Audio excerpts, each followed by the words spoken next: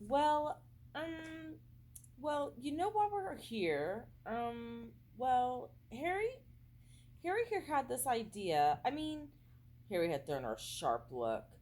I had the idea that it might be good if people who wanted to study defense against the dark arts, and I mean really study it, not like the rubbish that Umbridge is doing with us.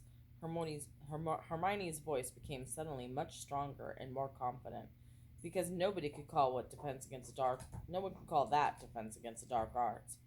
Hear, hear, said Anthony Goldstein, and Hermione looked heartened. Well, I thought it would be good if we could, take matters into our own hands. She paused, looked sideways at Harry, and went on. And by that, I mean learning how to do defense ourselves properly. Not just in theory, but doing the real spells. You want to pass your defense against dark arts OWLs too, though, I bet, said Michael Corner. Of course I do, said Hermione at once. But more than that, I want to be properly trained to defense because she took a great breath and finished. Because Lord Voldemort is back. The reaction was immediate and predictable. Cho's friend shrieked and slopped butterbeer down herself.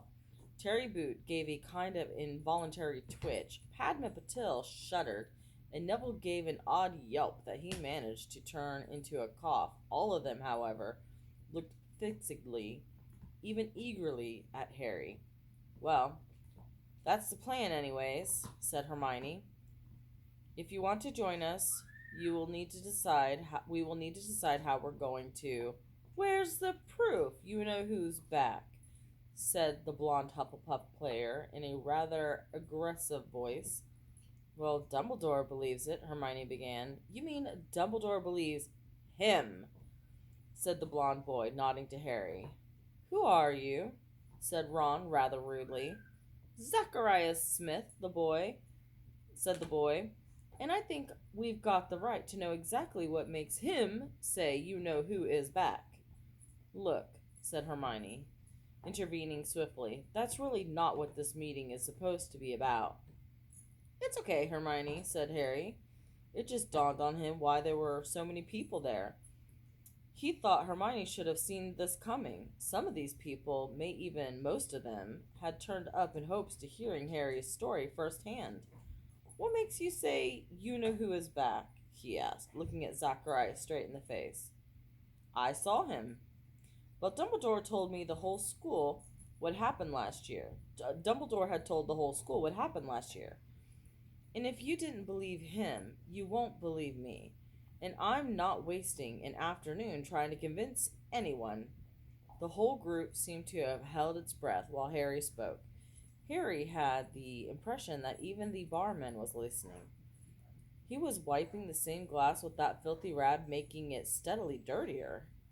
Zacharias said dismissively, All Dumbledore's told us last year is that Cedric Diggory got killed by you know who, and that you brought Diggory's body back to Hogwarts. He didn't give us details. He didn't tell us exactly how Diggory got murdered. I think we'd all like to know. If you come here to hear exactly what it looks like when Voldemort murders someone, I can't help you, said Harry. His temper, always so close to the surface these days, was rising again. He did not take his eyes off from Zacharias Smith's aggressive face, and was determined not to look at Cho. I don't want to talk about Cedric Diggory, all right? So if that's what you're here for, you might as well clear out. He cast an angry look at Hermione's direction. This was, he felt, all her fault. She had decided to display him like some sort of freak. And of course they had all turned up to see just how wild his story was, but none of them left their seats, not even Zacharias Smith, though he continued to gaze intently at Harry. So, said Hermione, her voice high-pitched again, so, like I was saying, if you want to learn some defense, we will need to work out how we're going to do it, how often we're going to meet, and where we're going to. Is it true, interrupted a girl with a long plait down her back, looking at Harry, that you can produce a Patronus? There was a murmur of interest around the group at this. Yeah, said Harry, slightly defensively. A corporeal Patronus. The phrase stirred something in Harry's memory. You don't know Madame Bones, do you? He asked. The girl smiled. She's my auntie, she said. I'm Susan Bones. She told me about your hearing. So it's really true? You have a stag Patronus? Yes, said Harry. Blimey, Harry, said Lee, looking deeply impressed. I never knew that. Mum told Ron not to spread it around, said Fred, grinning at Harry. She said you got enough attention as it was. She's not wrong, mumbled Harry, and a couple of people laughed. The veiled witch sitting alone shifted very slightly in her seat. And did you kill a basilisk with that sword in Dumbledore's office? Demanded Terry Boot. That was one of the portraits of the walls told me when I was there last year. Yeah, I did, yeah, said Harry. Justin Finch Fletchley whistled, and Creevy Brothers exchanged awestruck looks, and Lavender Brown said, Wow! Softly. Harry was feeling slightly hot around the collar now. He was determinedly looking anywhere but at Cho. And in our first year, said Neville in a group at large, he saved the Sorcerer's Stone. Sorcerer's, hissed Hermione. Oh, yes, that. You know who, finished Neville. From you know who. Oh my gosh, I butchered that. In our first year, said Neville to the group at large, he saved the Sorcerer's Stone. Sorcerers, hissed Hermione. Yes, that. From you know who, finished Neville.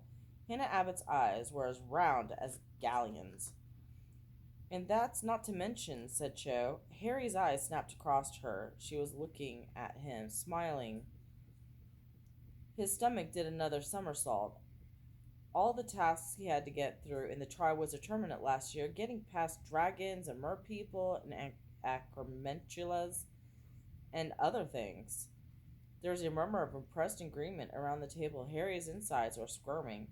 He was trying to arrange his face so that he did not look too pleased with himself. The fact that Cho had just praised him made it much, much harder for him to say the thing he had sworn to himself he would tell them. Look, he said, and everyone fell silent at once. I don't want to sound like I'm trying to be modest or anything, but I had a lot of help with all that stuff. Not with the dragons, you didn't, said Michael Corner at once. You did a seriously bit of cool flying. Yeah, well, said Harry, feeling it would be churlish to disagree. And nobody helped you get rid of those Dementors this summer, said Susan Bones. No, said Harry. No, okay. I know I did bits of it without help, but at some point the point I'm trying to make is, are you trying to weasel out of showing us any of this stuff, said Zachariah Smith. Here's an idea, said Ron loudly before he could speak. Why don't you shut your mouth? Perhaps the word weasel had affected Ron particularly strongly. In any case, he was now looking at Zacharias as though he would nothing better than to thump him. Zacharias flushed. Well, we've all turned up to learn from him, and now he's telling he can't really do any of it, he said. That is not what he said, snarled Fred. Would you like us to clean out your ears for you? Inquired George, pulling out a long, lethal-looking metal instrument from inside one of Zonko's bags. Or any part of your body, really? We're not fussy where we stick this, said Fred. Yes, well, said Hermione hastily, moving on. The point is, are we agreed we want to take lessons from Harry? There was a murmur of general agreement. Zacharias folded his arms and said nothing, though perhaps this was because he was too busy keeping an eye on the instrument in Fred's hand. Right, said Hermione, looking relieved that something at least had been settled. Well then, the next question is how often we do it. I really don't think there's any point if we're meeting any less than once a week. Hang on, said Angelina. We need to make sure it doesn't clash with our Quidditch practice. No, said Cho, nor with ours. Nor ours, said Zachariah Smith. I'm sure we can find a night that suits everyone, said Hermione, slightly impatiently. But, this is rather important. We're talking about learning to defend ourselves against Voldemort's Death Eaters. Well said, barked Ernie Macmillan, who Harry had been expecting to speak long before this. Personally, I think it's really important. Personally, possibly the most important thing we'll be doing all year, even with our OWLs coming up. He looked around impressively as waiting for people to cry, "Surely not!" When nobody spoke, he went on. I personally am at a loss to see why the ministry has foisted such a useless teacher on us at a critical period. Obviously, their denial about the return of you-know-who. But to give us a teacher who is trying to actively prevent us from using defensive spells? We think the reason Umbridge doesn't want to train us against defense against the dark arts, said Hermione, is that she's got some mad idea that Dumbledore could use the students in the school as kind of a private army. She thinks he'll mobilize us against the ministry. Nearly everyone looked stunned at this news. Everybody except Luna Lovegood, who piped up. Well, that makes sense. After all, Cornelius Fudge has got his own private army. What? Said Harry, completely thrown by this unexpected piece of information. Yeah, he's got an army of heliopaths, said Luna solemnly. No, he hasn't, snapped Hermione. Yes, he has, said Luna. What are heliopaths? Asked Neville, looking blank. They're spirits of fire, said Luna, her protruding eyes widening as she looked madder than ever. Great tall flaming creatures with gallops across the ground, bursting everything in front of them of... They don't exist, Neville, said Hermione tartly. Oh, yes, they do, said Luna angrily. I'm sorry, but where's the proof of that? Snapped Hermione. There are plenty of eyewitness accounts. Just because you're so narrow-minded that you need to have everything shoved under your nose before you... said Ginny, in such a good impression of Professor Umbridge that several people looked around in alarm and then laughed. Weren't we trying to decide how often we were going to meet and have defensive lessons? Yes, said Hermione. Yes, we were. You're right, Ginny. Well, once a week sounds cool, said Lee Jordan.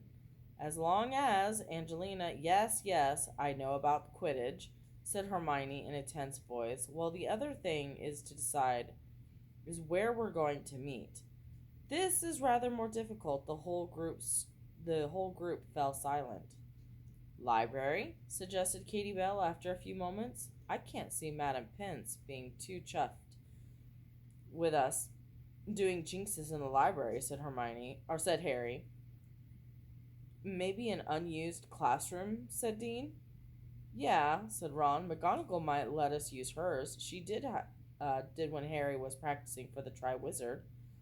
But Harry is pretty certain that McGonagall would not be so accommodating this time.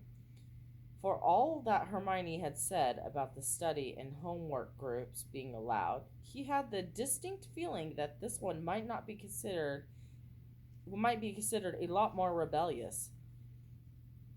Right. Well, we'll try to find somewhere, said Hermione. We'll send a message around to everybody when we've got the time and place for our first meeting.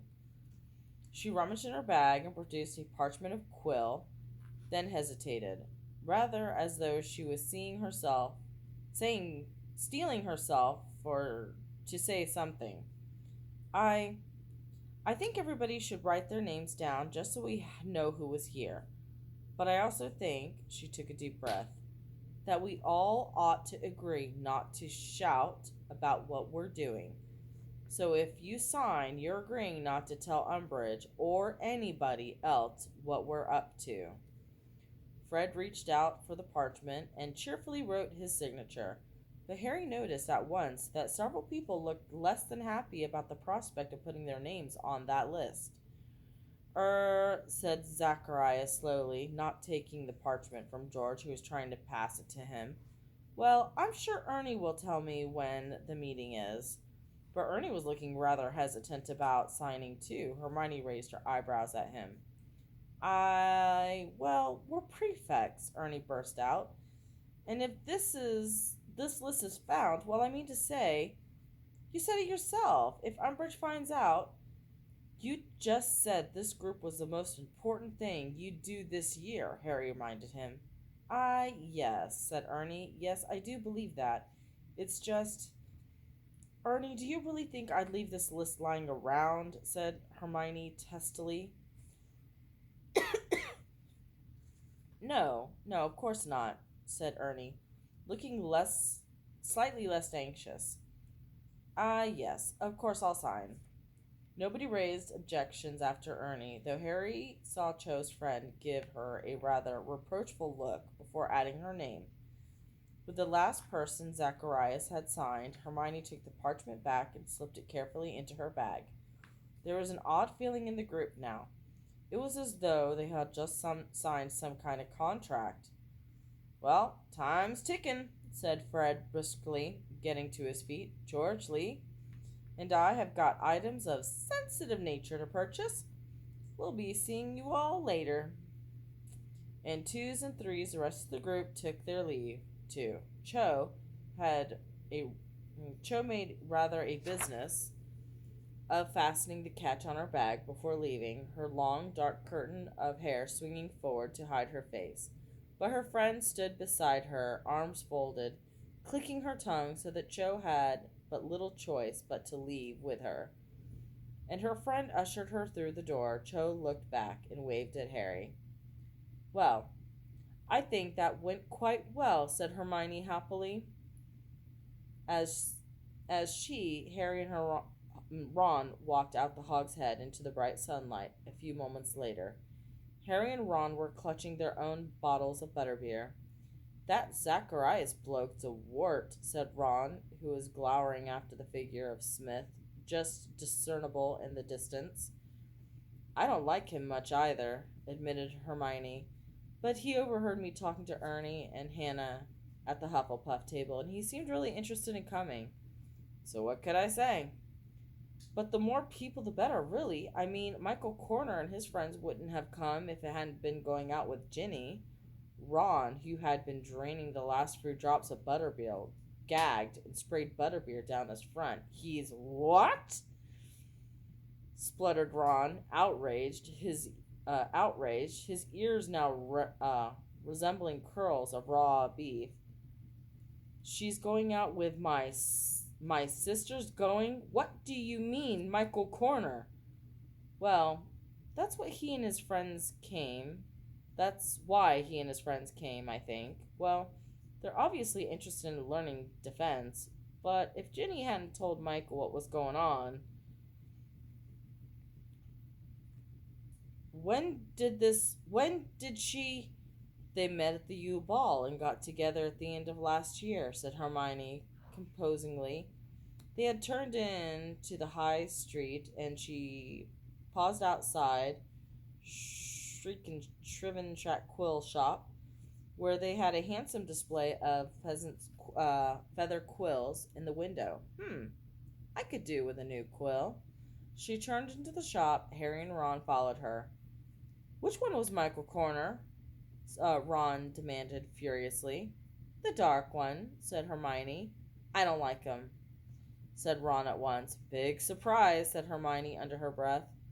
But, said Ron, following Hermione along the row of quills in copper pots, I thought Ginny fancied Harry.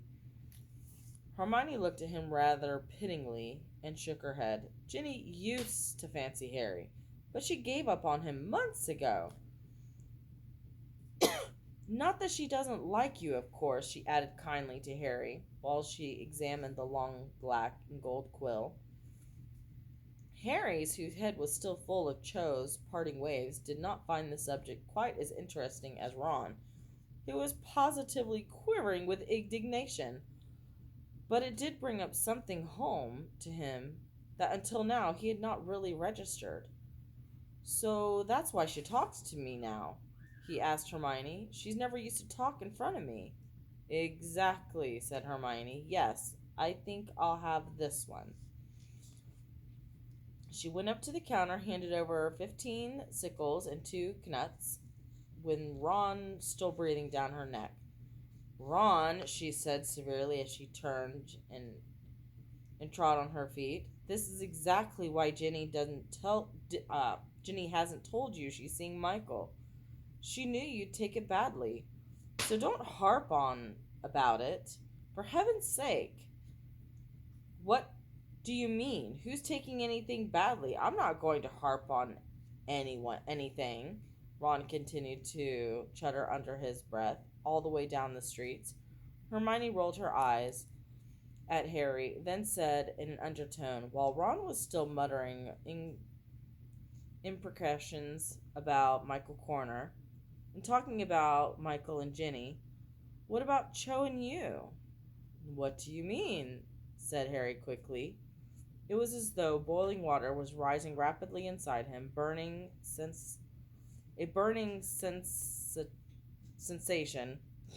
that was causing his face to smart in the cold. Had he been that obvious? Well, said Hermione, smiling slightly, she just couldn't keep her eyes off you, could she? Harry had never before appreciated just how beautiful the village of Hogmeade was.